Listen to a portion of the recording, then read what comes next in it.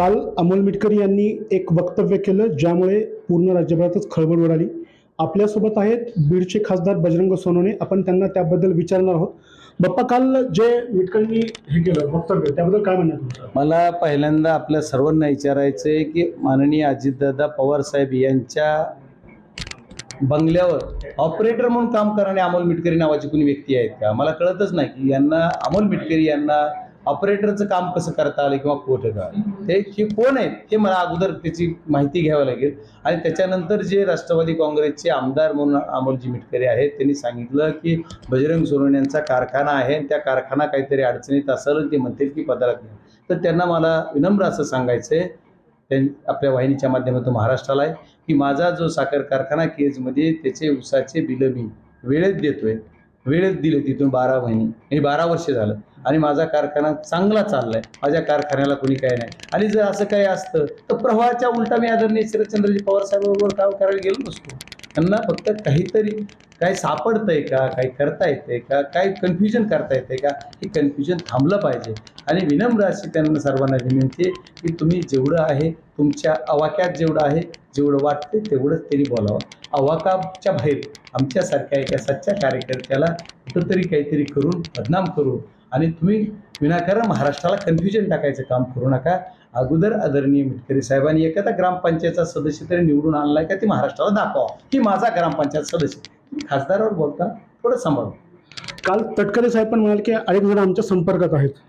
आता तटकरे साहेब म्हणले तर त्यांनाच विचारलं पाहिजे कोण संपर्कात आहे त्यांच्या. मी कसं सांगणार आहे? आता ते कसं आहे, त्यांनी महाराष्ट्रामध्ये एवढे मोठा पराजय पत्करला आहे त्याच्यामुळं त्यांना ते म्हणणं स्वाभाविक असेल त्यांनाच विचारलं पाहिजे. त्याच्यावर मी नाही बोलू शकतो. जयदत्त क्षीरसागरांची आणि तुमची भेट झाली.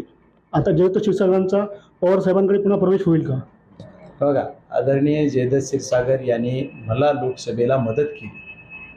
माझी कृतज्ञता आहे की आदरणीय जयदत्त क्षीरसागर साहेब यांचे आभार मानल्यानंतर ते म्हणले की मला तुमचा सत्कार करायचा आहे. मी त्यांना भेटलोच.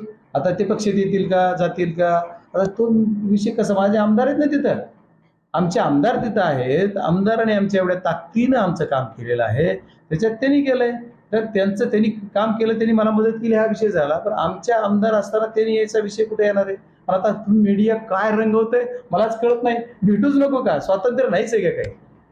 धन्यवाद. तुम्ही धनंजय मुंडे आणि सुरेश देसाईंचे आभार मानलेत, त्याविषयी पण काही बोला.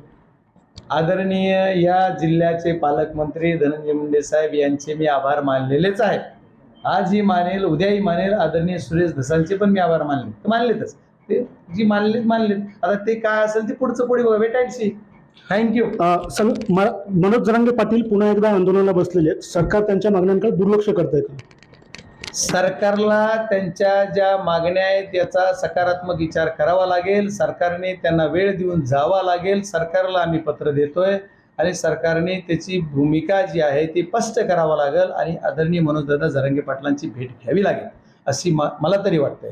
आणि या सर्व गोष्टीतून बीड जिल्ह्यातल्या जनतेचा प्रतिनिधी म्हणून मी आदरणीय मनोजदादा जरांगे पाटलांच्या उपोषण सोडवण्यासाठी सरकारने प्रयत्न केले पाहिजे. त्याच्यासाठी मी प्रयत्न करणार. खूप खूप धन्यवाद. हे होते बीडचे खासदार बजरंग सोनवणे यांनी काल मिटकरींनी केलेल्या वक्तव्याबद्दल त्यांचा समाचार घेतलाय. स्वानंद पाटील, NDTV मराठी, बीड.